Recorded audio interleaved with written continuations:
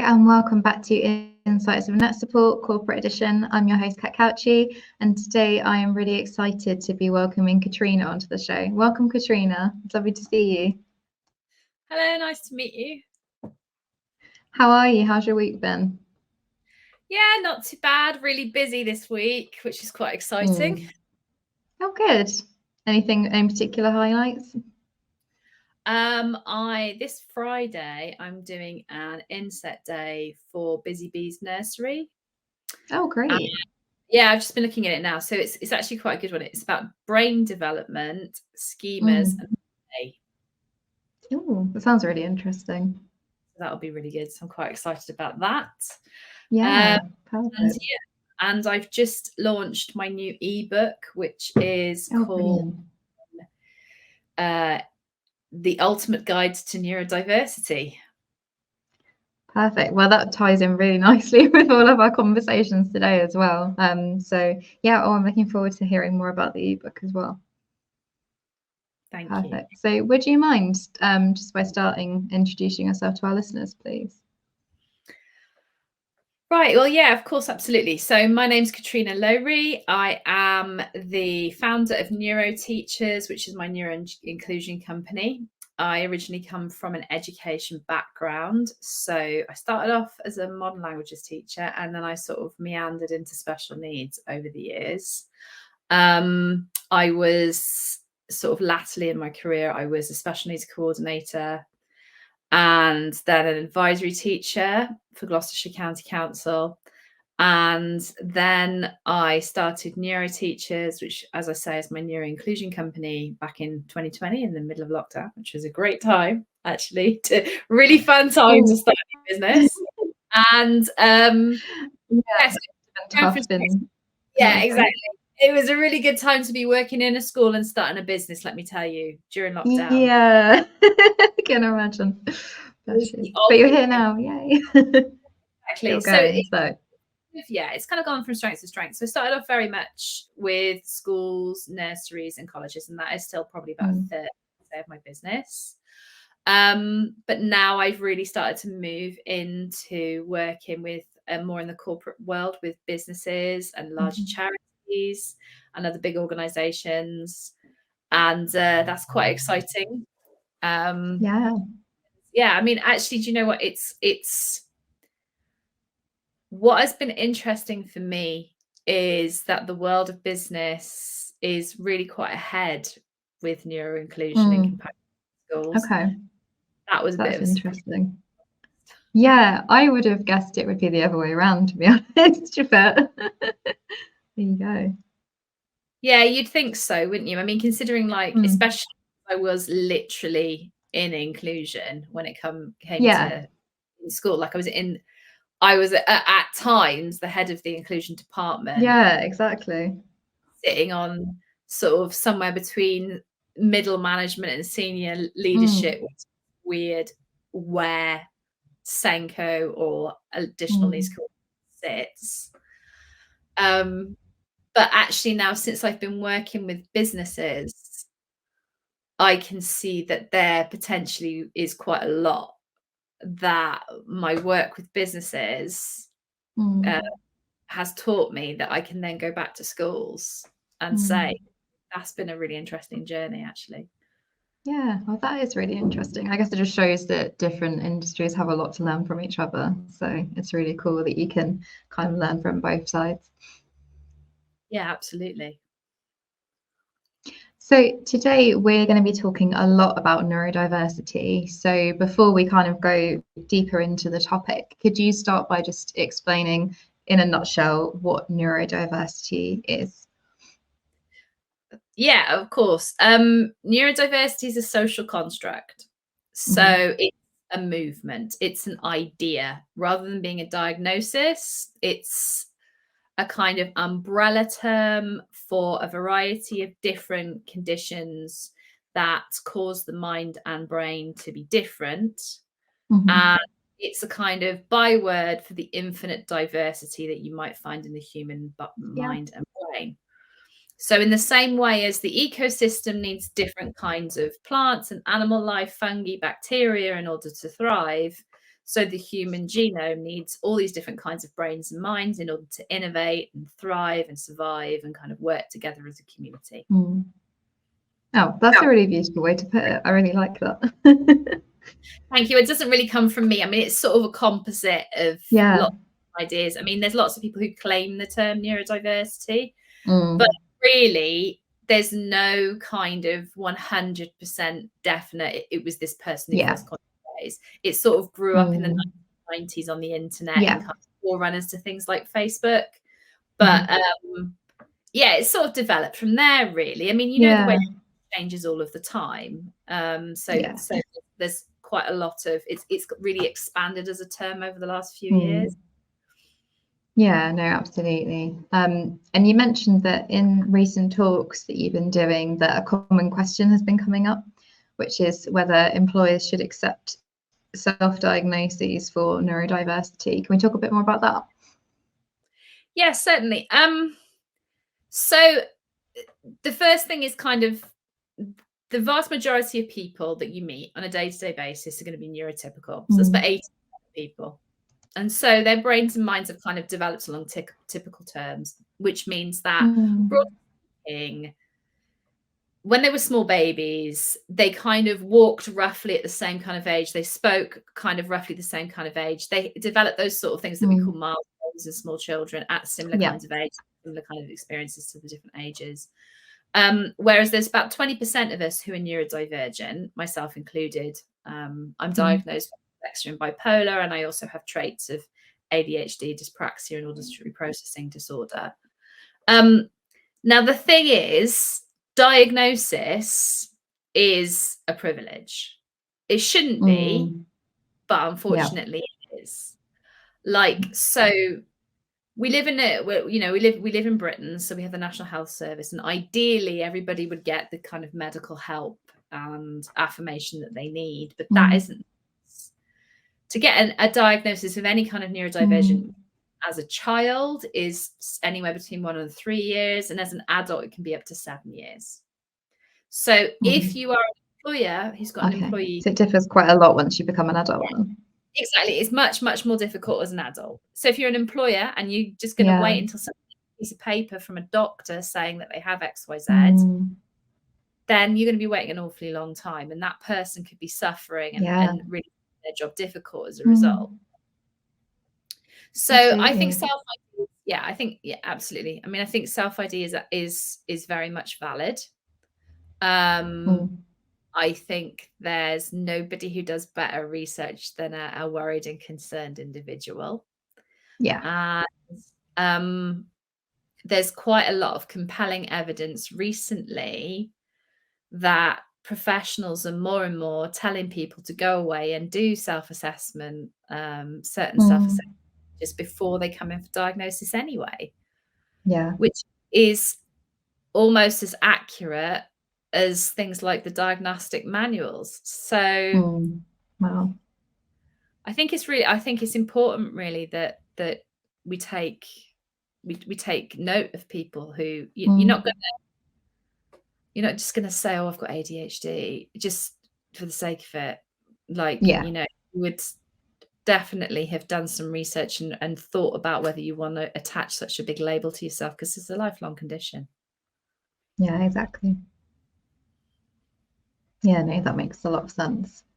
And you shared as well, I thought it was really interesting that there's a skill gap in recruitment, and actually that could be filled with neurodivergent minds. Can you talk a little bit more about that and how valuable those different minds can be to the talent pool?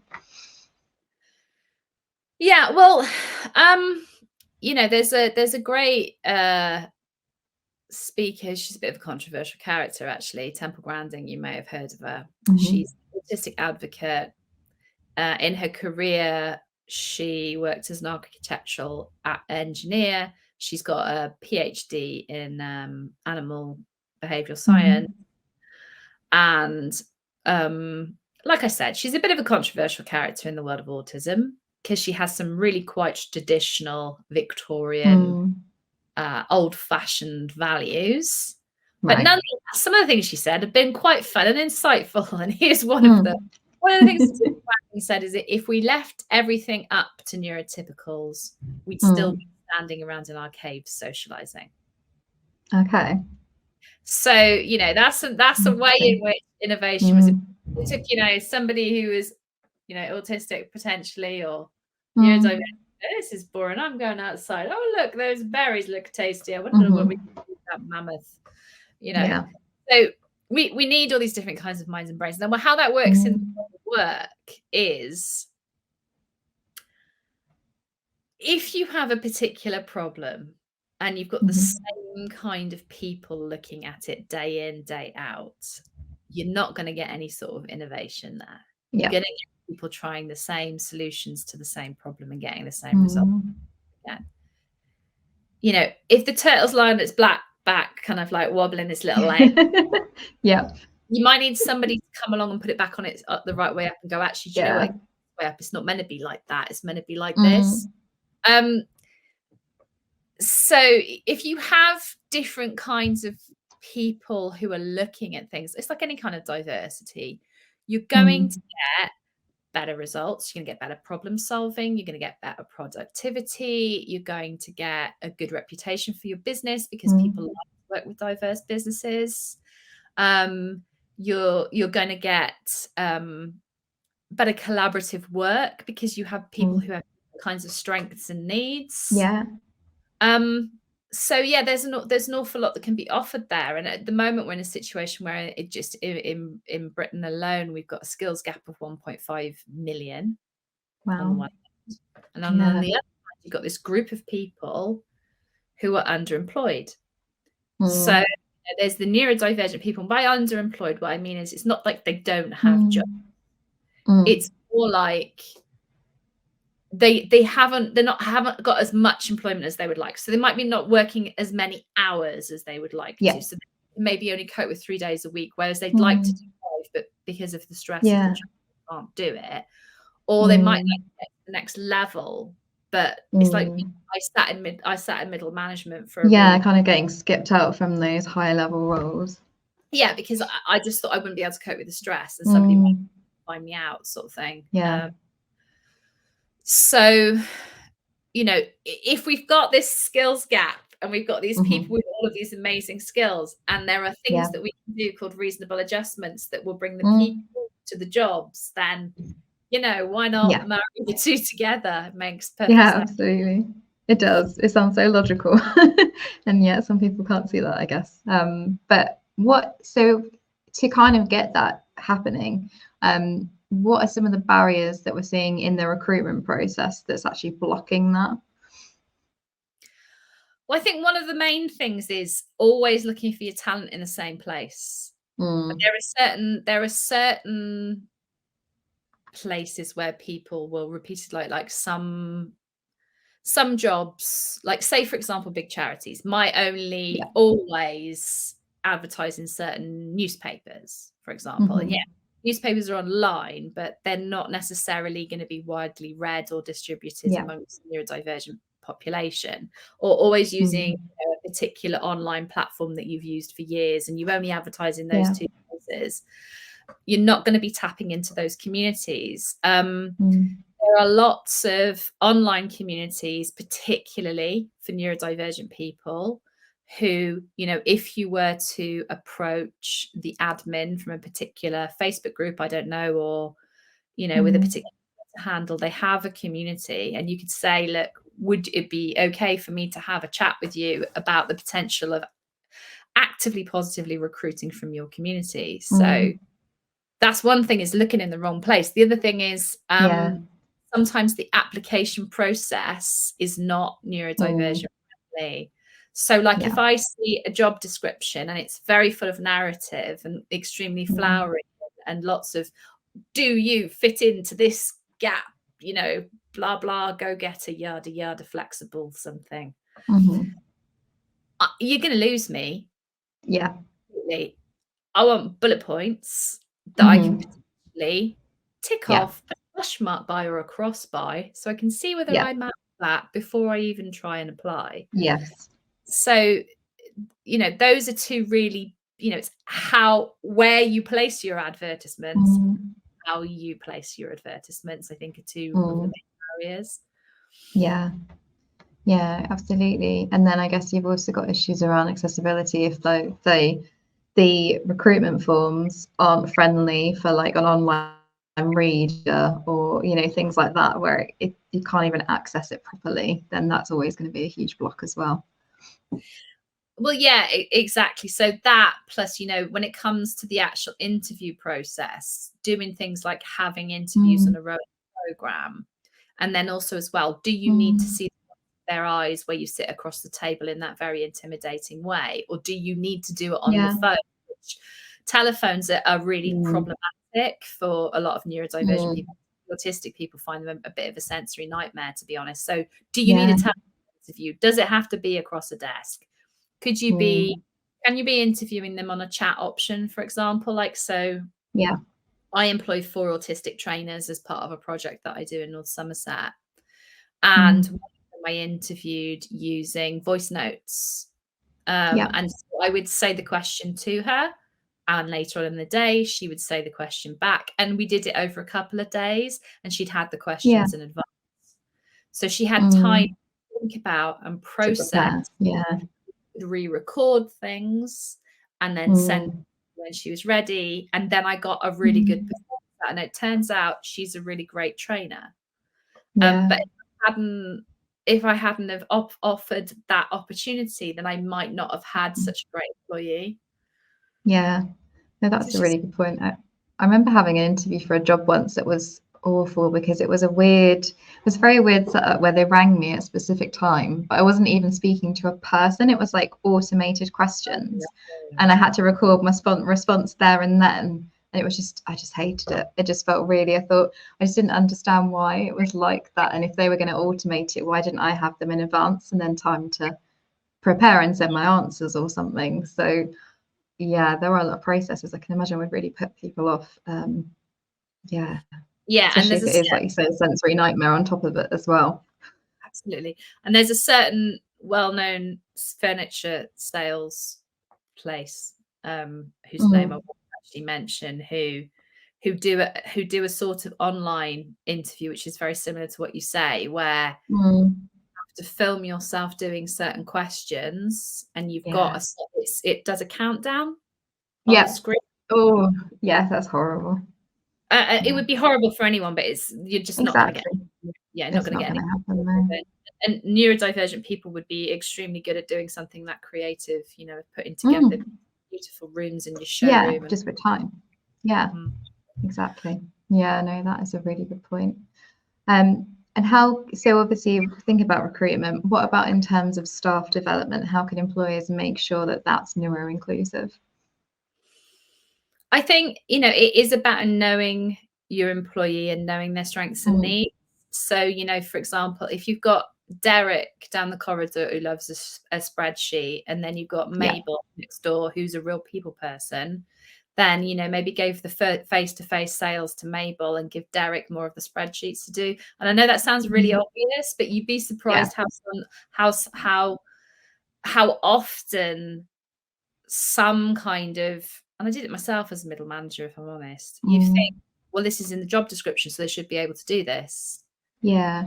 It's and this might sound like a really simple thing to say, but I think in terms of recruitment, particularly for neurodivergent people, you just need to think about what do they like doing? What are they good at? And how can I use the first two to ensure job satisfaction? Yeah. Then you're going to get the retention, and then you can start really spotting the talent and trying to develop that into developing them as an employee. Yeah. And also as well, like they might, neurodivergent people are incredibly innovative. If you look at entrepreneurs in particular, some of them might not be that popular, but they're hugely successful. There's a large number of, I mean, talk about Elon Musk, I wouldn't have him around for tea, but and he has success-wise, definitely. He's done some questionable things, to be fair, but also successful, So if you look at that, like the amount of innovation that's present in the neurodivergent community, if you want, they might develop themselves and fill in a gap in your business that you didn't even know you had. Yeah. So giving them the opportunity to actually do that is important as well, to do that self-development. Exactly. But then, you know, that's sort of, you know, my company's tiny. I have very few employees and none of them are full-time. They're all on like a contractual basis. But you know, my sort of philosophy is that you should give people more of what they're good at. Yeah. If you do that and you have that kind of distributive model, then that's how you get the best out of people. Yeah. Yeah, right. It makes a lot of sense. I think sometimes, like you say, people get so stuck on, well, this is how we do it, and this is how we've always done it. So this is what X, X, and X they're all going to do, and it's rather than playing to people's strengths.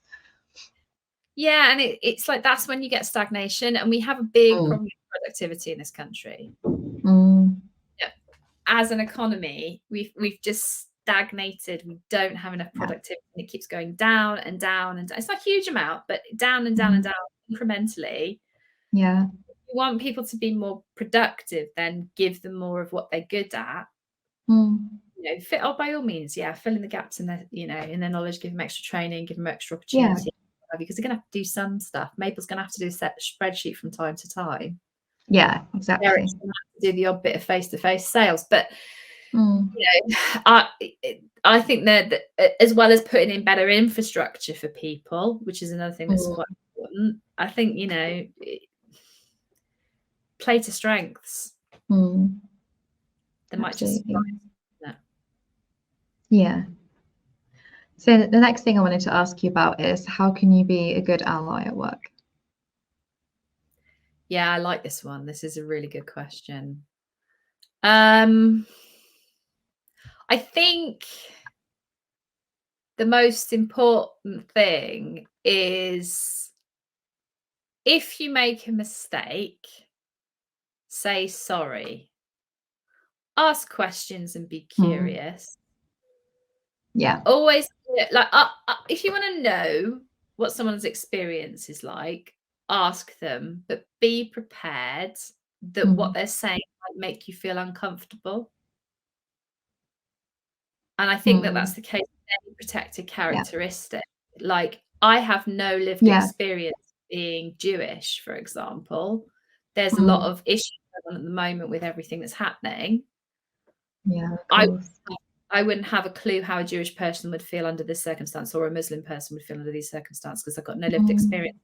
So you can politely ask questions. If you get it wrong, you can say sorry. And, you know, you're entitled to an opinion about something, and you probably will have unconscious bias, right? But acknowledge that. Yeah. Right? Acknowledge that, like, look, my stereotype of someone who's autistic is blah, but I've now met you, and I think this. I was wrong. I'm sorry. You know, a stereotype of someone with ADHD is a, you know, hyperactive little boy, and you're like 38-year-old woman.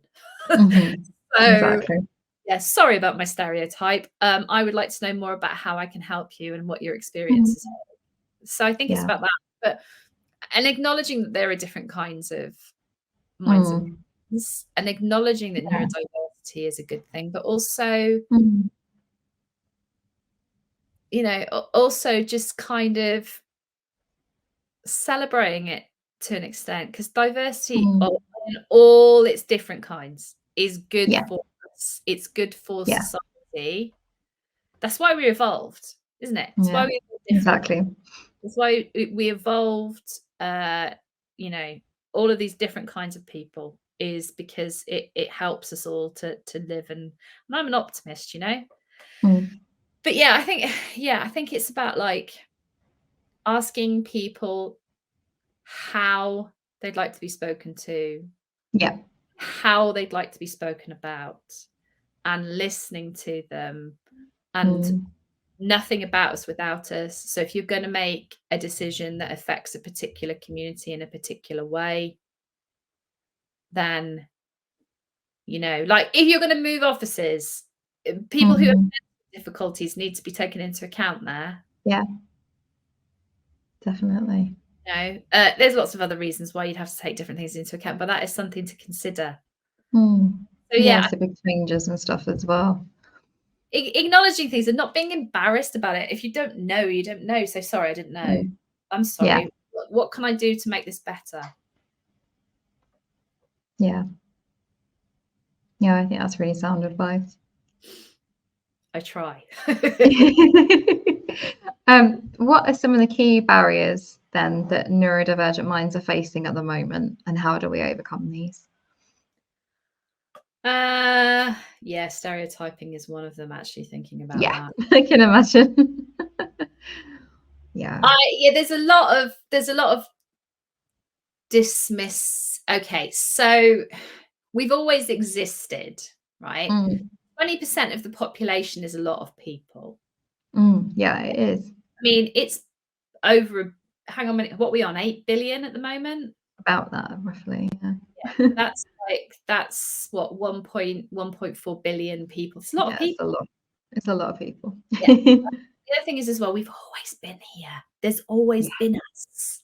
There's always been neurodivergent people. Yeah, it's not like someone said the word and then everyone suddenly.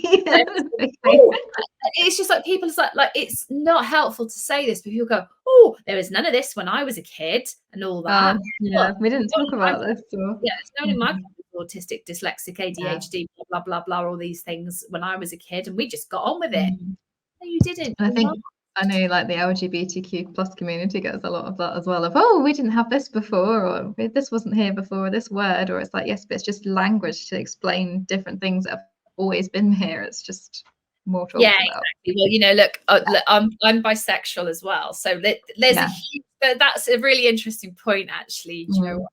Because there's a huge overlap between the LGBTQ plus and the ND community. Like, that intersectionality must be quite interesting as well. Yeah, I mean that's like a whole other podcast, but yeah, I can imagine. To pick you in for an intersectionality one. Yeah, I'm happy to do that. Yeah. It's a really interesting kind of. It is something that I talk about quite a lot. Actually, it's a really interesting kind of like intersection. But yeah, I mean, you do get the same sort of thing of like, when I was a kid. Well, I was a kid the same time you were as a kid, and I was bisexual. Yeah, exactly. There's so many more now. It's like, and all of these other things as well. No one knew. No one knew because I was 6. But then, you know, all those things all existed in me all at the same time, way before, you know, I knew that. And like, you never get people asking, when did you know you were neurotypical, or when did you know you were heterosexual, or exactly. When did you first know you were cisgendered? Anyway, that's a whole other tangent. But yeah, I think one of them is stereotyping, and then you get like, you know, like everybody's kind of opinion about Sheldon from or Rain Man, or The Incredible Hulk, or you know, any of those like you know, stereotypes of neurodivergent people on the television is a big problem. And I imagine that really goes against when you're trying to provide support for like neurodivergent minds. If you're feeding into stereotypes, then you're going to get a lot of people not getting the right kind of support as well, which is also another issue then. Well, yeah, and that's the thing, right? Neurodivergence is a fruit salad. I really like this analogy. It came from Donna Williams So Donna Williams, she died in 2014, but she was a really great autistic advocate, and she talks about the idea of the fruit salad, which is just like all these different ingredients in the same bowl, which are all separate from one another, go together to make one delicious dish. So my neurodivergence is not a smoothie. Yeah. It's not like all of the flavors together and therefore there's one solution that I need, right? So just because you give me support for my dyslexia doesn't mean it's done. Yeah. You still need to support my bipolar, and you probably need to support my ADHD as well. So they're separate, but they are part of the same person. And that's, you know, that's quite an important consideration, because you know, there's an 80% chance that your neurodivergent colleague has more than one neurodivergent condition. Yeah. Because they coexist. That is quite a high percentage, actually, when you think about it as well, 80%. It's a lot more than most people think. Yeah, definitely. So obviously stereotyping, we said. What are some of the other key barriers? I think the world is a neurotypical world that is made for neurotypical people. And it makes sense because there's 80% of people are neurotypical. So it makes sense that you're going to do things that are generally for the common good. But what we need is accommodations. Yeah. And they're quite straightforward, actually. Most of them are really straightforward. But it would be really, really nice if people were, I mean, it's much easier now because I can advocate for myself a lot better. But early on in my career, I was just so terrified of anyone finding out that I was neurodivergent that I wouldn't say things twice. I'd ask for something once and then I'd just worry about it for days and days and days. But yeah, I mean, you know, having some centralized information so that if you move from one department to another, you get the same accommodations, whether you're in the office in Milton Keynes or the office in Glasgow. You know, that sort of thing. I would like to be like, one of the major things is I would like to be able to get parity of experience wherever I go, because we're set up for me. And it's like now, you know, like for example, doing this podcast, you know how I asked for the questions in advance, and we had beforehand so that we could meet each other, so that I knew what to expect, because I don't cope well with ambiguity. So no, absolutely. Exactly. So if I go somewhere and I've got to speak at a conference, for example, I'm going to have about 116 neurodivergent questions that I need you to answer, unless you've already answered them for me. And if you're going to work with me, then you need to understand that that's what's going to happen every single time. And you'll be willing to make sure you're ready to answer them. Unless we're going to the exact same venue and the exact same people are going to be there, then I'm still going to have to ask those questions. So I need you to understand that I'm going to ask them today, and I'm going to ask them 3 weeks on Wednesday when you take me to another event, etc. So I think having parity of experience and having the accommodation every time and not having to ask for it afresh every single time would be a really great way to remove the barriers. No, that's really great. So the last thing really I just wanted to ask was, where can our listeners best get in touch with you if they want to find out more? Well, I have a website, which is www.neuroteachers.com. I have a shop on there at the moment, which I'm very proud of. Exactly. It's brilliant. I've got all my digital assets up there, all my videos, my webinars, and the ebooks on there as well. The ebook is on there as well. So that's the Ultimate Guide to Diversity, available now from my website. Perfect. I'll put that in the show notes for you. Brilliant. I'm on X or Twitter, whatever it's called. What's it called now? X. I know. I still keep wanting to call it Twitter. It's really weird. I don't know. It's really weird. It's still got the address twitter.com, but it's X. I don't know. Yeah, it just seems really strange. But I'm on that, Neuroteachers. I'm on that as Neuroteachers. I'm on Facebook at Neuroteachers. I'm on Instagram at Neuroteachers UK, because there is a Neuroteachers in Spain that already took the handle. That's cool. So they don't post very often though. Oh, that's a shame. It'd be nice to get that. But there you go, Neuroteachers UK and Neuroteachers UK Reds, and also I am Catrina Lowri on LinkedIn, and I would love to hear you all. Oh yeah, no, that would be great. Well, thank you so much, Catrina. I've loved having you on. You've been brilliant, and I'm sure people will really get lots out of this episode. Thank you so much. Thank you for inviting me. It's lovely to see you. Me too.